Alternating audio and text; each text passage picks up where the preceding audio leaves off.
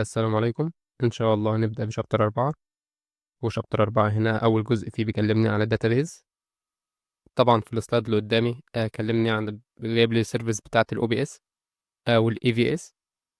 طبعا في الشابتر بتاع الستورج احنا اتكلمنا عن ال EBS وال EVS، واتكلمنا عن SFS، وقلنا إن ال OBS دوت Object Storage بنستخدم في ال Unstructured Data، وقلنا ال EVS ده بنستخدمه كديسك لل ECS بتاعتي أو للسيرفرات بتاعتي. تمام، وقلنا ليها انواع كتيره طبعا حسب استخدامي. وطبعا قلنا ان الاس اف اس ده فايل شيرنج. وطبعا بعد ما خلصنا الاي في اس والاو بي اس اتكلمنا عن نقطه اللوكال ديسك، وقلنا لو عايزين حاجه سوبر لو ليتنسي وسوبر اكسس اتكلمنا على اللوكال ديسك. وقلنا بس اللوكال ديسك دوت نون بريزيستنت فوليوم، يعني الداتا عندي لو حصل حاجه للسيرفر بتاعي، حصل له كراش او شات داون او ايا كان، كل الداتا اللي عليه هتروح. فطبعا ده بنستخدمها في حاجات معينه، وفي الغالب احنا بنستخدم الاي في اس مع الاي سي اس بتاعتنا. طبعا كمان قلنا اللوكال ديسك دي فيتشرز او السيرفيس دي مش موجوده في كل الانستنس تايب، موجوده في انستنس تايب معينه برضو. طيب كده زي الفل. هل بقى في حاجه سيرفيس تانية اقدر اخزن عليها الداتا غير الاو بي اس وغير الاي في اس وغير الاس اف اس وغير اللوكال ديسك وكده؟ قال لك طبعا احنا عندنا انواع داتا، نوعين داتا. عندنا الاستراكشرد داتا والانستراكشرد داتا. وطبعا عرفنا ان احنا ممكن نخزن الانستراكشرد داتا، ممكن نخزنها في سيرفيس زي الاو بي اس، وممكن نخزنها على الديسكس زي الاي في اس. طيب يعني ايه انستراكشرد داتا؟ قلنا دي داتا ما يكونش لها تنسيق معين او محدد، زي الفيديو والاوديو والباوربوينتس مثلا، حاجات زي كده. طيب الاستراكشرد داتا، قال لك الاستراكشرد داتا ديت ممكن تكون عندي فولي استراكشرد داتا، وعندي سيمي ستراكشرد. وطبعا زي ما عرفنا ان الانستراكشرد داتا دي داتا اصلا ملهاش تنسيق او ترتيب واضح او محدد. طبعا يبقى كده على العكس الاستراكشرد داتا هي داتا مرتبه ومنظمه. طيب ايه بقى فول الاستراكشرد وايه سيمي استراكشرد دي؟ قال لك بما ان الاثنين استراكشرد يبقى الاثنين داتا منظمه ومرتبه. بس الفول استراكشر ديت داتا منظمه ومرتبه بشكل كامل، انما السيمي استراكشر هي داتا منظمه ومرتبه بس مش بشكل كامل، وبتحتوي طبعا على تاجز وماركز زي الموجود قدامي كده على شكل جيسون فايل، او ممكن يكون على شكل اكس ام ال او ايا كان. وطبعا الاستراكشر داتا بتكون على شكل تيبلز او جداول، صفوف واعمده، زي الشكل اللي قدامي برضو. طيب هنا قال لك ان الاستراكشر داتا عرفنا احنا بنخزنها، ممكن نخزنها في الاو بي اس والاي في اس، وايا كان السيرفيس اللي هنستخدمها اس اف اس او لوكال ديسك. طيب الاستراكشر داتا ان كانت سيمي ستراكشر او فول ستراكشر، قال لك عندنا سيرفيس زي الار دي اس اللي هي ريليشنال داتابيز سيرفيس، ودي بتخزن فيها الفولي ستراكشر. طيب السيمي ستراكشر قال لك عندنا سيرفيس تانية اسمها دوكيمنت داتابيز سيرفيس اللي هي الدي دي اس، ممكن تخزن فيها السيمي ستراكشرد داتا. يبقى انت دلوقتي عرفت ان الداتا عندي unstructured داتا وستراكشرد داتا، والستراكشرد داتا عندي فول ستراكشرد وعندي سيمي ستراكشرد. بدأ يكلمني في حاجة جديدة وهي الريليشنال داتابيز والنون ريليشنال داتابيز. وبدأ بأول مقارنة بينهم، وهي الابليكيشن موديل. وقال لك ان الريليشنال داتابيز ديت بنستخدمها في التراديشنال ابليكيشن، التطبيقات التقليدية اللي عندي، حاجات زي التطبيقات اللي في البنوك، تطبيقات الويب ستور.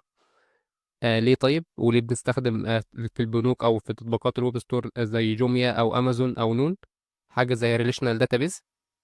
قال لك علشان البروسيس ترانزاكشن، وعشان الكومبلكس كويريز. طيب ايه عشان المعاملات المعقدة والاستعلامات المعقدة والكومبلكس كويري والحاجات دي، والداتا انتجريتي؟ قال لك مثلا مثال زي الداتا او الداتابيز المستخدمة في البنوك مثلا بتكون ريليشنال داتابيز.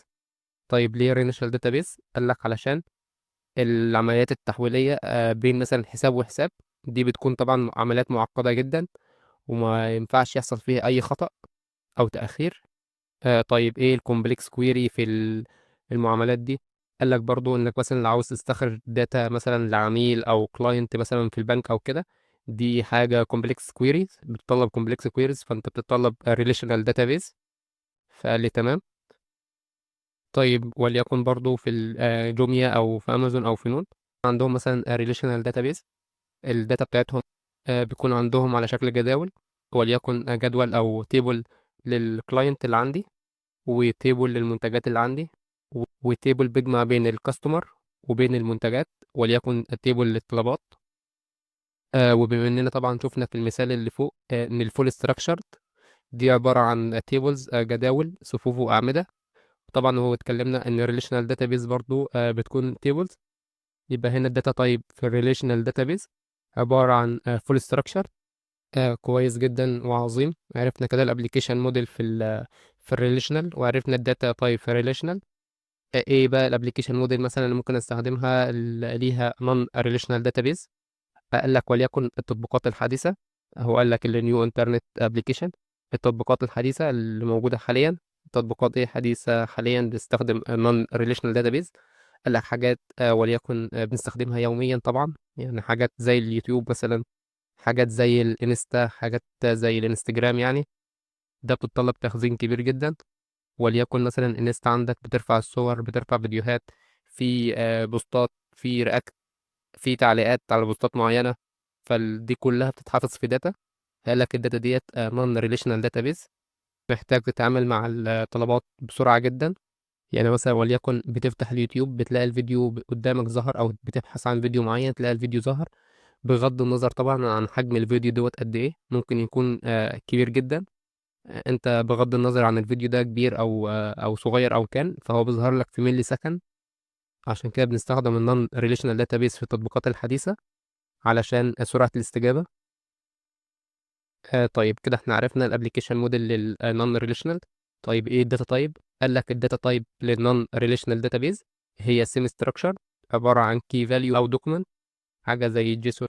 كده خلصنا من الداتا تايب ومن الابليكيشن موديل. بدأ يكلمني في الاكسس بيرفورمانس، وقال لك في الريليشنال داتابيز ان الكويري بتاعتك لو معمولة بشكل بسيط او صحيح ممكن تاخد اقل من 10 ملي سكند. وطبعا ممكن تكون اكتر من كده لو الكويري بتاعتك معقدة. الاكسس بيرفورمانس للنون ريليشنال داتابيز قال لك اصلا من مميزات النون ريليشنال داتابيز دي انها بتكون سريعة الاستجابة جدا. فبغض النظر بقى عن حجم الداتا مثلا، فالوقت المتوقع للنون ريليشنال داتابيز بتكون ملي سكند او اقل. تمام. بعد كده كلمني في السكيلينج مود. قال لي عندي سكيلينج مود فيرتيكال وهوريزونتال. طيب في الريليشنال داتابيز قال لك الفيرتيكال ده مثلا لو عندي سيرفر مثلا في البنك، والسيرفر ده اللي عليه داتابيز، انا لو عايز ازود السبيكس او سرعه السكيل للسيرفر دوت، بزود له مثلا رامات او ميموري او سي بي يو. يعني بزود الرام او السي بي يو مثلا بتاعي. فده كده بعمل فيرتيكال سكيل للداتابيز بتاعتي. طيب لو عايز اعمل هوريزونتال قال لك بتستخدم برايمري داتابيز، ومع البرايمري داتابيز ديت بتستخدم حاجه اسمها ريد ريبليكا لعمليه الريد بس. طيب في السكيلينج مود في النون ريليشنال قال لك برضو الفيرتيكال نفس النظام، بتزود عدد بقى السي بي يو عندك، بتزود الميموري اللي هي الرام مثلا، او هوريزونتال. لو هوريزونتال هتكريت بقى كلاستر، والكلاستر هيجون فيه اكتر من نود، اكتر من سيرفر. وعلى حسب انت محتاج قد ايه النود، يعني بتزود النود. وبتعمل مع النود ممكن تعمل حاجه برضو اللي هي بتاعه الريد ريبليكا. يبقى عندك نود للريبليكا بس اللي هو الريد بس، عمليات الريد، ونود تانية لعملية الريد والرايت. فقال لك في الهوريزونتال بتاع النون ريليشنال داتابيز بنستخدم الكلاستر اللي هو بيحتوي على اكتر من نود، وبنعمل ريد ريبليكا. بعد كده بدأ يكلمني في الداتا كونسيستنس. ايه السترونج؟ قال لك في الريليشنال داتابيز بتكون سترونج، وفي النون ريليشنال داتابيز ممكن تكون سترونج او ممكن تكون ايفينشوال.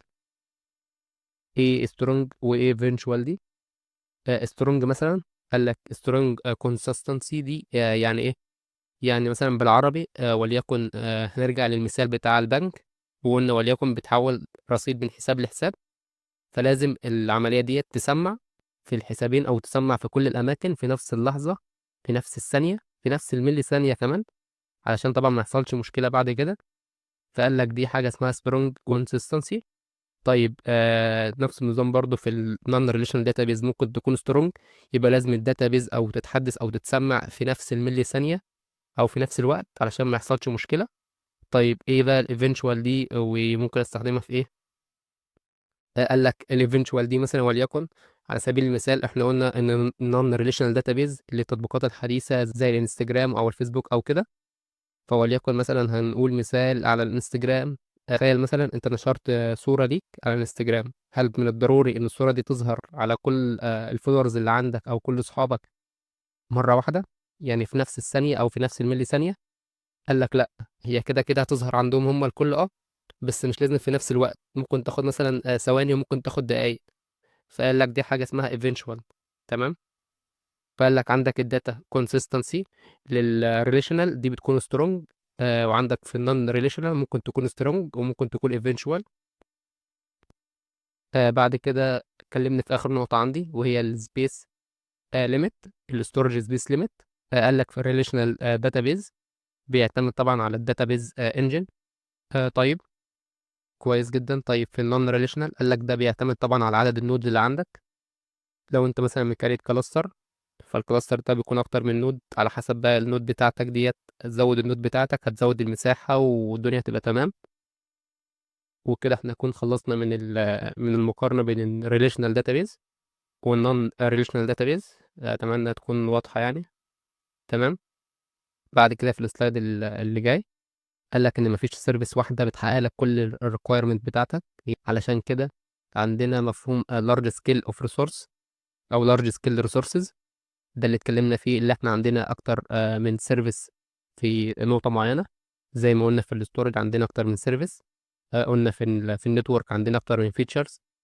قلنا في الداتابيز عندنا اكتر من سيرفيس. قلنا في الاي سي اس عندنا اكتر من اي سي اس تايب. فالموضوع فليكسيبل طبعا، وده ميزة الكلاود عامة. فقال لك زي ما ظهر قدامك دلوقتي، عندنا مثلا في الداتابيز سيرفيس عندنا حاجة دي دي اس اللي هي الدوكيمنت داتابيز سيرفيس، وعندنا الديستريبيوتد كاش سيرفيس ريدس، وعندنا الجاوس دي بي فور نوسكوال، وعندنا الار دي اس فور بيستجري اس كيو ال، وعندنا ريليشنال داتابيز سيرفيس اللي هي الار دي اس، وعندنا الجاوس دي بي فور ماي سيكوال. ان شاء الله هنتكلم في الشابتر دوت عن 3 سيرفيس منهم، وهو الار دي اس، والجاوز دي بي فور نو سيكوال، والجاوز دي بي فور ماي سيكوال. في السلايد اللي بعد كده بدأ يكلمني في الادفانتج او للكلاود نيتيف والمميزات في الكلاود نيتيف. قال لك في الاول خالص في التراديشنال داتا سنتر بتاعتك كنت انت اللي مسؤول طبعا عن المبنى بتاعك بالسيرفرات بتاعتك، بالكهرباء، بالتكييف، بالتبريد للماشين بتاعتك والسيرفرات، وانك تشتري السيرفرات وتحط عليها الاو اس وتحط عليها السوفت وير سيستم بتاعك، وتحط عليها طبعا الباكجز، او مثلا تحط عليها بقى الداتابيز انجن بتاعك، وهتظبط الهاي افيلابيلتي عشان لو حصل مشكله في سيرفر يبقى السيرفر التاني شغال. وطبعا مسؤول عن الباك اب والريستوريشن، تعمل ريستور للباك اب دوت، ممكن الداتابيز ديبلويمنت بتاعتك والاوبتمايزيشن طبعا تحسين الداتابيز بتاعتك. فانت متخيل كم المعاناه طبعا في الاول خالص. قال لك برضو لو هتستخدم حاجه زي الكلاود هوست ديبلويمنت، وليكن هتشتري سيرفر زي الاي سي اس مثلا، وتحط عليها بقى الداتابيس بتاعتك. يبقى مثلا دلوقتي الهواوي كلاود او الكلاود عامه، اللي هو اللون الاخضر دوت، ده الريسبونسابيلتي بتاعته اللي عند الاو اس بتاعك. بعد كده انت بقى بتحط السوفت وير بقى سيستم بتاعك، وبتكريت الداتابيز. طبعا انت مسؤول عن هاي افيلابيلتي، انت مثلا ممكن تكريت سيرفر واحد. طيب عايز اكريت اكتر من سيرفر، انت اللي مسؤول على انك تكريت اكتر من سيرفر، وتخلي بين السيرفر والسيرفر التاني بقى سنكرونايزيشن طبعا، او ايا كان الطريقه اللي هتخلي الاتنين يشتغلوا مع بعض از هاي افيلابيلتي. طيب وانت المسؤول برضو عن عمليه الباك اب والريستوريشن، حسب هتستخدم الباك اب بأنهي طريقه بالظبط. وطبعا مسؤول طبعا على الداتابيز ديبلويمنت والاوبتمايزيشن للداتابيز بتاعتك. فطبعا ريسك وحمل كبير برضو شويه. ايه بقى الكلاود نيتيف ديبلويمنت وايه مميزاتها؟ قال لك بقى هتريح دماغك خالص من الاوبريتنج سيستم، ومن الانجن بتاع الداتابيز بتاعك، وطبعا من الهاي افيلابيلتي طبعا، ومن الباك اب والريستور. في عندك اوتو باك اب، وعندك مانوال باك اب. والهاي افيلابيلتي بضغطة زرار انت بتختار عايز الداتابيز بتاعتك هاي افيلابيلتي ولا لا. فانت بس بتكون مسؤول عن حاجتين بس، الداتا ديفلويمنت والداتا اوبتمايزيشن. فده شوف يعني من الاول خالص. هنا بقول لك اللون الاخضر تحت ده هو كلاود ريسبونسابيلتي، واللون الازرق ده الكاستمر او الكلاينت ريسبونسابيلتي.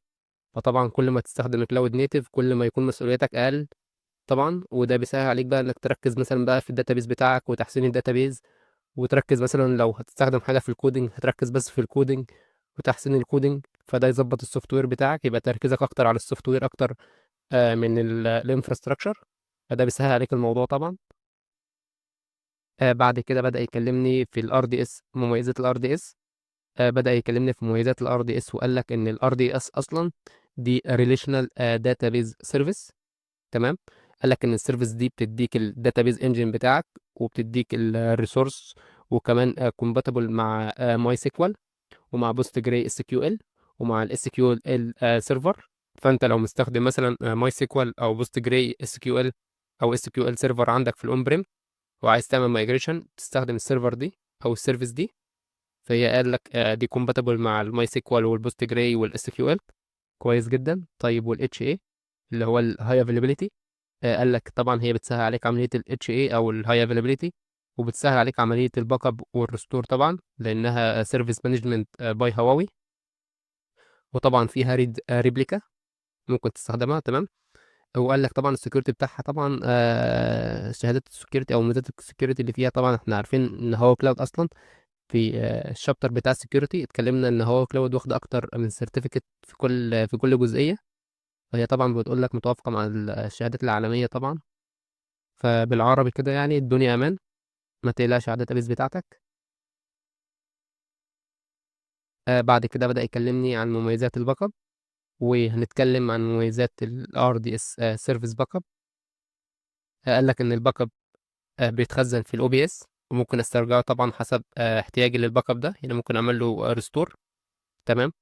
يعني مثلا لو عندي الداتابيز بتاعتي على السيرفر بتاع الار دي اس ده حصل له مشكله ايا كان، ممكن استرجع الداتا بتاعتي من الاو بي اس بسهوله جدا. تمام. لللوكال ديسك يعني بتاع الار دي اس ده، فالموضوع تمام. تاني حاجه انك عندك اوتوميتد باك اب، وعندك مانوال باك اب، يعني ممكن تعمل باك اب سكادوال باك اب كل مثلا فتره يعمل هو الباك اب لوحده، بدون ما تتدخل وتتعب نفسك طبعا. ففي عندك اوتوميتد باك اب، وفي عندك مانوال باك اب لو انت عايز تاخد باك اب في اي نقطه في اي لحظه، بتعمل مانوال باك اب عادي. تمام. طبعا كده احنا عرفنا ان احنا بنخزن الباك اب في الاو بي اس وبنسترجعها من الاو بي اس، وعندنا اوتوميتد باك اب، وعندنا مانوال باك اب. قال لك ثالث نقطه عندنا انك ممكن تسترجع الباك اب في اي نقطه زمنيه محدده.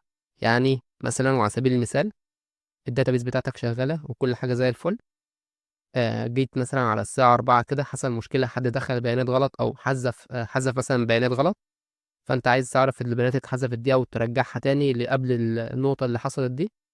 فوليكن مثلا عاوز ترجعها للدقيقة أو للدقيقة مثلا وليكن الساعة 3 59 ثانية، علشان تسترجع الحاجات اللي قبل الخطأ اللي حصل ده. قال لك طبعا عشان عندنا بين لوج باك اب. طيب ايه اصلا البين لوج دي يعني كمعلومة كده على الماشي؟ قال لك طبعا اصلا ان البين لوج دي حاجه زي سجل كده بيخزن المعلومات لاي حاجه حصلت على الداتابيس بتاعتك، وليكن عملت انسيرت او عملت ابديت عملت ديليت لحاجه في الداتابيس بتتخزن طبعا. ودي اداه قويه جدا جدا جدا جدا، يعني عشان بسترجع البيانات لنقطه معينه في حاله حدوث مشكله. وبكده عرفنا ان فيتشرز الباك اب اللي عندي ان هو بيتخزن في الاو بي اس، بيكون اوتوميتد باك اب او مانوال باك اب، وممكن استرجع الباك اب بتاعي في اي لحظه معينه او نقطه معينه. وبدا يكلمني هنا عن البناء سامبل اركتكتشر للار دي اس عندي. زي الصوره اللي قدامي دلوقتي عندي اتنين ابلكيشن سيرفر بتكلم الار دي اس سيرفيس، وعندي واحده ار دي اس سيرفيس. بنعمل باك اب للار دي اس بنحطه في الاو بي اس زي ما قلنا. وعندي الاستيك لود بالانسر ده بيوزع او بيروت الترافيك بتاعتي على الاثنين ابلكيشن، وطبعا الابلكيشن بتوعه بيكلموا الار دي اس. فده حاجه سامبل اركتكتشر، علشان طبعا عندنا نود واحده من الار دي اس. فقال لك في الرسمه اللي قدامي دي اللي هو السامبل اركتكتشر ده، دي الار دي اس هي اللي بتتكلف او هي اللي بتكون مسؤوله عن الداتابيس بتاعتك والستورج والسكيل طبعا اب والبرفورمانس وكده. والابلكيشن طبعا بتوصل معاها زي ما احنا عارفين. تمام. قال لك تقدر تختار نوع الداتابيس بتاعتك زي ماي سيكوال او بوست جراي اس كيو ال او اس كيو ال سيرفر، والفيرجن اللي انت عايزها. مثلا محتاج فيرجن معينة من الماي سيكوال موجودة. طيب هل الشكل اللي قدامي دوت والاعتماد على سنجل ار دي اس او ار دي اس واحدة ده شيء كويس؟ قال لك لا طبعا. يعني ده شيء آمن مثلا؟ قال لك لا، ده حاجة غير آمنة طبعا، علشان لو السيرفيس بتاعتك ديت وقفت او دي يعتبر سنجل بوينت اوف فيلير. يعني لو حصل مشكلة في الار دي اس بتاعتك دي بالعربي، انت كده الداتابيس بتاعتك راحت. طيب ما انا عندي باك اب، قال لك الباك اب ده هترجعه على ايه؟ ما كده كده السيرفر او السيرفيس بتاعت الار دي اس وقفت. هي انت معاك باك اب، ممكن تشغل بقى وتاخد منها، بس بعد كده هتاخد وقت كبير على لما تعمل ار دي اس تانية او سيرفيس تانية، وترجع تاخد من الباك اب اللي على الاو بي اس دي. فاهمني؟ فانت الخدمه وقفت برضه. فقال لك طبعا مش امان انك تخلي مثلا ار دي اس داتابيز واحده بس، عشان لو حصل مشكله يعني ما تفقدش الخدمه. تمام. بعد كده بدأ يكلمني في تاني موديل عندي، وهو البرايمري ستاند باي ديبلويمنت اوف ار دي اس. زي ما عندي هنا نفس الاستيك لود بالانسر براوت الترافيك على الاثنين ابلكيشن، والابلكيشن بتكلم البرايمري ار دي اس. طبعا لو حصل مشكله في البرايمري ار دي اس، الستاند باي دي بتاخد البرايمري. تمام. فبقى انت عندك كده مسحت او شلت نقطه اللي هو السنجل بوينت اوف فيلير. يعني لو حصل مشكله في واحده انت مش هتخسر الخدمه دي، لا، انت السيرفيس التانية اللي هي الار دي اس الستاند باي هي اللي بتشتغل على طول. فده تمام. وطبعا بنستخدم لو بيس برضو كباك اب، فده شيء كويس. فانت كده حققت هنا الهاي افيلابيلتي. طبعا وبقول لك عمليه السويتشنج بين الستاند باي والبرايمري دي بتعتمد على الداتابيز انجن بتاعك، او ماي سيكوال او بوست جري او اس كيو ال مثلا. فده بيعتمد على الداتابيز انجن، وبالغالب بياخد ثواني. تمام. طبعا وبقول لك ان الار دي اس بتوزع البرايمري والستاند باي بطريقه ما بتحافظ لو حصل مشكله في الاي زي او في الافيلابيلتي زون نفسها، يبقى برضه الداتابيس بتاعتك شغاله. يعني وليكن بتحط الستاند باي في اي زي مختلفه عن البرايمري، فلو حصل مشكله في الاي زي كامله في الداتا سنتر اللي في الافيلابيلتي زون كامله، الداتابيس بتاعتك لسه شغاله والخدمه بتاعتك شغاله، لان الستاند باي او البرايمري الاثنين بعيد عن بعض، او بطريقه ما هي بتحقق لك الحته دي. طبعا ومش هننسى ان البرايمري ستاند باي ديبلويمنت طبعا بيعمل لك بيزود لك الكوست بتاعك. فطبعا على حسب مثلا وليكن عايز حاجه فور تيستنج للتيست انفايرمنت، فممكن تستخدم الار دي اس سنجل نود. ليه ما تحطش، ليه مثلا تحط برايمري ستاند باي؟ طيب لو حاجه مثلا الانفايرمنت بتاعتي ديت برودكشن انفايرمنت، لا طبعا استخدم حاجه زي البرايمري ستاند باي ديبلويمنت، علشان طبعا ما يكونش فيه مجازفه او ايا كان. تمام. بعد كده طبعا قال لي سيبك من الار دي اس، وبدا يكلمني طبعا في سيرفيس بتقدمها لنا هواوي، وهي الجوز دي بي فور ماي سيكوال. دي السيرفيس ديت هواوي كلاود هي اللي مسؤوله عن الانجن بتاعها، بتكون كومباتبل مع ماي سيكوال، يعني متوافقه مع ماي سيكوال. تمام. بتقول لك طبعا بما ان الهواوي كلاود او البروفايدر لو بيقدم لك سيرفيس معينه وهو المسؤول عن السيرفيس دي، بتكون طبعا السيرفيس دي خدمتها مهوله طبعا. فبقول لك ان السيرفيس دي اسرع بمرات من الماي سيكوال او النيتف ماي سيكوال داتابيز الاصليه. فده شيء كويس جدا. مش بس السرعه بتاعتها اسرع من نيتف ماي سيكوال، لا ده كمان عندها سترونج في الباك اب وفي الريستوريشن كابيليتي، يعني قويه في الباك اب وفي عمليه الريستور. فده شيء كويس جدا طبعا. ودي طبعا عشان بتستخدم طريقه معينه في في الحته دي او في جزئيه الباك اب وفي جزئيه الريستور. فده شيء عظيم جدا يعني. فاكيد طبعا يعني بعد ده كله بتوفر لي حاجه زي الهاي افيلابيلتي. فقال لك هي بتوفر لك الهاي افيلابيلتي اكروس ايزي ديبلويمنت، يعني في اكتر من افيلابيلتي زون. يعني حتى لو افيلابيلتي زون وقعت او ايا كان، بتلاقي الداتابيس بتاعتك شغاله في افيلابيلتي زون تانية. فهي بتحقق لك الهاي افيلابيلتي ان كروس ايزي زون. وبكده نقدر نقول خلصنا الار دي اس والجاوس دي بي. دخل لي في سيرفيس جديده اسمها الدي دي ام. طبعا لو فاكرين ان احنا اتكلمنا في ريليشنال داتابيز، وقلنا لو بنعمل فيرتيكال سكيل بنزود السي بي يو وبنزود الميموري. لو بنعمل هوريزونتال سكيل بنعمل برايمري داتابيز وبنعمل ريد ريبليكا. طيب انا لو عايز مثلا اخلي بقى اكتر من برايمري داتابيز عندي او اكتر من داتابيز شغاله في الهوريزونتال في الار دي اس عندي مثلا وليكن، قال لك ممكن تعمل حاجه زي دي دي ام. دي بتكون distributed database middleware. تمام. يعني بالعربي كده ممكن استخدم اكتر من RDS للداتابيز بتاعتي، واتعامل معاهم اكنهم داتابيز واحده. يعني انا بكلم الدي دي ام، والدي دي ام ده ده الاعتبار بتاعي او الداتابيز بتاعتي، او ده الوسيط بيني وبين الداتابيز. فانا ما ماليش علاقه بقى عندي كام RDS وراه او كان. فهو بيديني بحقق لي اللي هو السنجل كونكشن. تمام. فده طبعا يعني بيحقق لي او بيخليني او بيعمل لي مثلا اللي هو unlimited scaling و unlimited storage طبعا. كنا الاول بنقول ان الستورج بنتوقف عن اللي هو الداتابيز انجن بتاعي او السيرفر بتاعي. تمام. دلوقتي انت ممكن تحط اكتر من سيرفر، فاهمني، او من اكتر من RDS. فهتحط اكتر من RDS بقى، تخيل بقى كل ما تزود الRDS كل ما الستورج بتاعتك تزيد، وكل ما السكيلنج بتاعك ممكن تزوده، فاهمني. فالموضوع بقى unlimited. فده شيء كويس جدا يعني. وبقول لك سنجل نود ماي سيكوال داتابيز اكسبيرينس، يعني بيديك اكنه نود واحده. انت بس بتكونكت الدي دي ام اللي هو ديستريبيوتد داتابيز ميدل وير، وهي بقى بتتكلم او بتربطك بقى بالRDS اللي وراها بطريقه ما يعني. تمام. تمام. فبدأ يكلمني هنا طبعا في النون ريليشنال داتابيز، وقال لك زي ما هو عملت لك سيرفيس جامده واللي هي الجوز دي بي فور ماي سيكوال، وقلنا ان هي اسرع من ماي سيكوال او نيتيف ماي سيكوال بمرات، والباك اب بتاعها والستوري بتاعها جامد. فقال لك عندك هنا برضو عملت لك حاجه في النون ريليشنال داتابيز، حاجه اسمها جوز دي بي نفس الاسم بس فور مونجو. طبعا هناك كان فور ماي سيكوال. مونجو دي دوكيمنت داتابيز.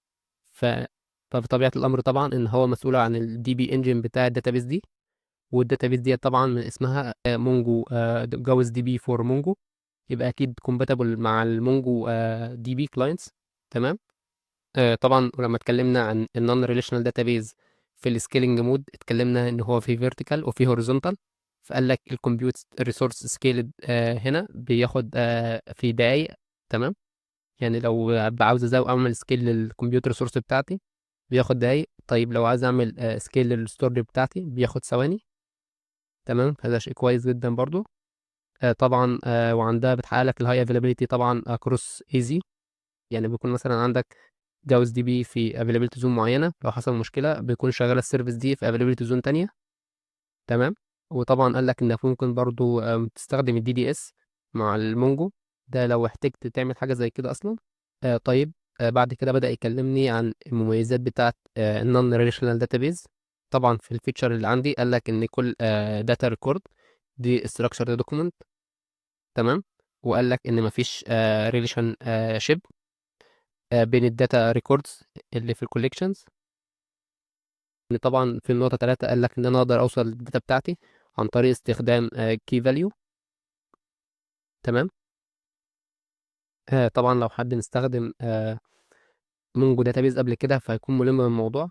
عارفين الداتابيز بتاعتي بتكون مثلا وليكن عندي داتابيز، بتكون الداتابيز دي متقسمه لكوليكشنز. تمام. وكل كوليكشن فيها ريكورد، وكل ريكورد بتفتحه بتلاقي فيه جيسون دوكيمنت او في دوكيمنت. تمام.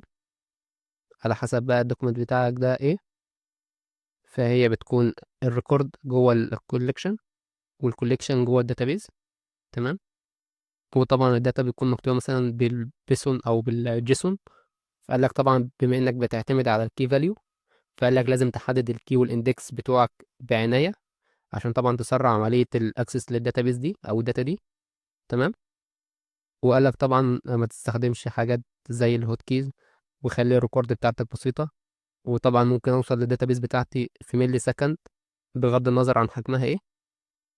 طيب قال لك لو عندك وليكن تو ماتش ترافيك، قال لك ممكن تستخدم الكلاستر. بعد كده بدأ يكلمني على الهاي افيلابيلتي اركتكتشر للنون ريليشنال داتابيز. وزي ما موجود قدامي دلوقتي عندي اتنين ابلكيشن، الالاستيك لود بالانسر بيراوت الترافيك عليهم على الاتنين ابلكيشن بتاعه، والاتنين ابلكيشن بيكونكت الداتابيز اللي هي الجوز دي بي فور مونجو كلاستر بتاعي. وطبعا الباك اب بتحط في الOBS. طبعا عرفنا ان الجوز دي بي فور مونجو دي بتقدم لي اللي هو الهاي افيلابيلتي اكروس ايزي. تمام. في اكتر من ايزي. تمام. وقال لك طبعا هنا اختيار نوع الداتابيز بيعتمد على الداتا بتاعتك وطريقه الوصول ليها. طيب بعد كده بدأ يكلمني في بارت 2، وهو عن الداتا جوفرنانسي. ايه دي اصلا، او ايه هي اصلا؟ قال لك هي باختصار يعني حاجه زي فريم ورك كده، في شويه عمليات او معايير بتخليني اضمن ان اقدر ادير الداتا بتاعتي او احافظ عليها بشكل معين. طبعا من حيث امانها طبعا واستخدامها وكده. فمثلا لو قلنا مثلا بنك مثلا يعني، فلازم اضمن طبعا ان بيانات العملاء او بيانات الكلاينت او بيانات ايا كان اللي هم الناس اللي في البنك دولي او العملاء اللي في البنك لازم تكون دقيقة جدا. وطبعا لازم تكون آمنة. تمام. لان دي حاجة بتتوافق مع القوانين. بعد كده بدأ يكلمني في التحديات اللي ممكن تقابلني في البروسيسنج داتا. تمام. قال لك طبعا لو عندي لارج فوليومز، عندي مثلا بالتيرا بايت او بالبيتا بايت داتا، التعامل معاها هيكون ازاي؟ طبعا ده يكون تحدي ليا او تشالنج ليا. طبعا قال لك لو عندي تنوع في الداتا بتاعتي، طبعا لو عندي انستراكشر داتا زي الداتا بتاعت الاو بي اس او الاي في اس. طيب لو عندي مثلا داتا لوجز. طيب لو عندي structured داتا، حاجات زي الداتابيز او ايا كان. عندي مثلا كليك ستريم او عندي ترانزاكشن. فعندي اكتر من انواع داتا، فده تحدي ليا طبعا عشان اتعامل مع الداتا دي. طبعا لو عندك هاي فيلوسيتي. ايه طبعا ايه هي هاي فيلوسيتي دي؟ ايه اصلا ده؟ فقال لك دي اصلا بتتكلم وليكن عندي لو سرعة مثلا انتاج داتا او عندي بيانات عالية. تمام. ومحتاج انقلها واعملها بروسيسنج وتمام في الريل تايم. حاجات زي الاي او تي مثلا. بعد كده بدأ يكلمني عن الطريقة لمعالجة البيانات بتاعتي اللي هو البروسيسنج داتا المثالية برضو. فقال لك مثلا وليكن زي ما باين في الرسم قدامي، انا عندي داتا. اول حاجة بجمع الداتا بتاعتي. تمام. وبعد وليكن مثلا الداتا بتاعتي دي جايه من داتابيز، جايه من لوجز، جايه من اي او تي. تمام. بخزنها الداتا بتاعتي في الستوري طبعا على حسب بقى الستوري المناسبه، على حسب مثلا دي لوجز ولا دي structured داتا ولا دي unstructured داتا. فانا بخزنها في الستوري المناسبه. طيب بعد ما خزنت الداتا بعمل لها اناليتيك وبعمل لها بروسيسنج. تمام. ان كان بقى في الريل تايم طبعا او كان باتش بقى بروسيسنج مثلا. طيب بعد ما عملها بروسيسنج قال لك بتحتاج تعمل فيجواليزيشن للداتا بتاعتك دي، برسومات بقى بيانية مثلا عشان تاخد منها ماتريكس أو تاخد منها حاجات أو تاخد منها بيانات، فتاخد منها الانسايتس بتاعتك. فطبعا بدأ يكلمني في أول نقطة عندي وهي الداتا كوليكشن. تمام. تجميع الداتا عندي. فقال لك وليكن احنا قلنا ان الداتا structured او unstructured. فقال لك الداتا طبعا لو structured ان كان نوعها بقى relational او non relational. وليكن على سبيل المثال لو relational ممكن نستخدم ال RDS database عندي. طيب لو non ممكن نستخدم الجوز دي بي فور مونجو كلاستر. طيب لو عندي فايلز ولوجز ورو داتا قال لك ممكن تستخدم الاو بي اس. طيب لو عندي ستريم داتا او اي او تي داتا او كليك ستريم داتا قال لك عندنا distributed مسج سيرفيس فور كافكا، وعندي الداتا انجكشن سيرفيس اللي هو الدي اي اس. طبعا عشان تعمل داتا جوفرنانس للداتا بتاعتك دي كلها، فانت طبعا عندك تحديين. ان الداتا بتاعتك دي متخزنه فين. تمام. ان كانت بقى متخزنه على جوز دي بي، او ان كانت متخزنه على الاو بي اس، او ان كانت متخزنه مثلا على الدي ام اس فور كافكا مثلا، او ايا كان. طبعا وايه نوع الفورمات بتاع الداتا دي، يعني داتا فورمات ايه للداتا بتاعتك دي؟ جيسون بقى ولا لوجز اصلا ولا فايلز وليكن، ولا تيبلز وصفوف واعمده مثلا، ولا كليك ستريم ولا ايا كان. تمام. اي او تي مثلا او ايا كان. فقال لك انت عندك كده اتنين تحدي، الداتا بتاعتك دي متخزنه فين، والفورمات بتاع الداتا ديت بتاعتك ايه، علشان طبعا تعمل ليها داتا جوفرنس او تعمل مثلا ليها فريم ورك للداتا بتاعتك كلها. تمام. تمام. هنا بقول لك لو عايز تعمل افويد للداتا سولز، وليكن مثلا زي ما قلنا عندك مثلا الداتا بتاعتك في اكتر من مكان او حاجه زي كده وعايز تجمعهم. فانت طبعا في مكان واحد، فانت لازم طبعا عشان تعمل حكميه للداتا بتاعتك او الجوفرنس للداتا بتاعتك. فطبعا لازم تقل، يعني لازم اكيد طبعا تتجنب التكرار مثلا بتاع الداتا، لو الداتا ديت تعملها تكرار حاجه عشان مش يحصل كونفليكت بين الداتا بتاعتك. دي اول حاجه. تاني نقطه طبعا اللي هو ازاي نوصل للداتا بتاعتنا دي او البيانات بتاعتنا ديت في الانظمه المختلفه. تمام. بعد كده اللي هو ازاي ننقل الداتا بتاعتنا من الساس، ازاي ناخد منها الداتا دي عشان نجمعهم في مكان واحد ونعمل عليهم داتا كونفرنس. فيعني كده بالعربي يعني ملخص السلايد ده مثلا بيقول لك ان وجود الداتا طبعا في اكتر من مصدر، ده شيء مهم انك تكون عندك اكتر من سيرفيس تحط عليها الداتا بتاعتك. تمام. تمام. بس ده شيء طبعا فوضوي. لو مثلا عايز تتعامل مع كل الداتا بتاعتك ديت، فانت ممكن تخزنها، لازم تخزنها في مكان واحد. تمام. طب بعد ما تخزنها في مكان واحد ممكن يحصل كونفليكت، او ممكن يحصل تكرار للداتا بتاعتك دي من مصدر لمصدر تاني. فده يحصل كونفليكت وممكن يعمل مشاكل. فقال لك احنا بنستخدم هنا بقى الداتا جوفرنس اللي هو الفريم ورك ده علشان يمنع الحاجات دي، عشان طبعا الداتا بتاعتك تكون منظمة طبعا وبدون تكرار. تمام. وانك سهل توصل ليها. طيب ليه اصلا اتكلمنا في السلايد ده عن الحاجات دي؟ طبعا عشان يوديني للسيرفيس اللي بنستخدمها في الحاجات دي، واللي هي بتساعدني في الداتا جوفرنس او تعمل جوفرننج للداتا بتاعتي، وهي الداتا ارتس ستوديو.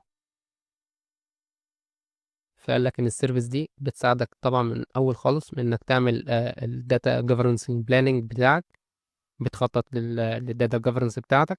تمام. وبتساعدك انك تعمل داتا امبورت، بتعمل استيراد للداتا بتاعتك ديت ان كانت بقى structured او unstructured من مصادر مختلفة مثلا. طيب وبكده انها تبقى مثلا يبقى منصة واحدة او بلاتفورم واحدة تقدر من خلالها مثلا تعمل داتا ديفلوبمنت وداتا جوفرنس. ده شيء كويس جدا بيساعد عليك انك تدير الداتا بتاعتك وتحللها براحتك. بدل طبعا ما كنا نستخدم اكتر من تولز او اكتر من سيرفيس تعمل كده. فلا، عندك اللي هو الداتا ارتس دي ستوديو، داتا ارت ستوديو بتعمل الجزئية دي، بتجمع لك كل التولز ديت في بلاتفورم واحدة. لكنها بلاتفورم كده بتستخدم، هي بلاتفورم بتستخدم فيها تعمل اللي هو الداتا جوفرنس بتاعتك بلاننج، وبتعمل استيراد للداتا بتاعتك من كل سيرفيس او من كل الاماكن اللي انت محتاجها ان كانت بقى structured او non structured. وبتستخدم بقى تعمل داتا ديفلوبمنت عليها. طبعا بتعمل تقييم للايفالويشن، كواليتي ايفالويشن زي ما مكتوب عندي هنا، داتا كواليتي ايفالويشن على حسب البلانك بتاعتي. يعني مثلا بتخزن بعد ما تجيب الداتا بتاعتك وحاجات زي كده، وانت طبعا عملت اللي هو الداتا جوفرنس بلاننج على نفس السيرفيس دي او نفس البلاتفورم دي. فطبعا بتقيم لك الكواليتي بتاعت الايفالويشن للداتا دي. تمام. طبعا وبتدير لك الداتا ديت. وبكده يكون خلصنا شابتر 4.